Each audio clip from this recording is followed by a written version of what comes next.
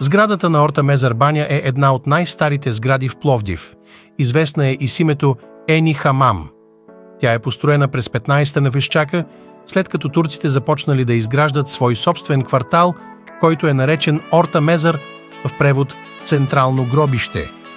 Тази част на града е била заселена с турско и еврейско население. Към 1902 г. лично цар Борис III е подписал указ за събарянето пиша, но тя е запазена. По времето на комунизма и до спирането ви да функционира като баня, е известна като баня Чайка. Повечето стари къщи в района на банята са били съборени през 1980-те години. Банята е запазена. До 1992 година поне банята е работеща, като съответно има определени ден за посещението и само от мъже и само от жени.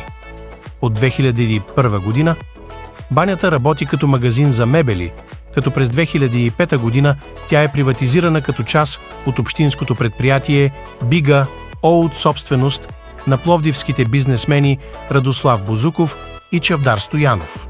Още с закупуването и те имат проект, с който целят възстановяването и превръщането й в галерия с сцена и кафене.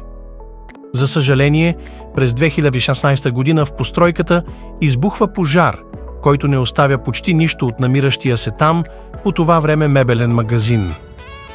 Изпепелен е и покривът, като в момента, дори и няколко години по-късно, от нея стърчат останали само стените, като белег от историята на кръстовището на два от най-големите булеварда на Пловдив. Дундуковата градина е първата градска градина в Пловдив с представителни и обществени функции и един от основните паркове в града. Самата градина е посветена на временно изпълняващия длъжността генерал-губернатора на Санстефанска България княз генерал Дундуков Корсаков.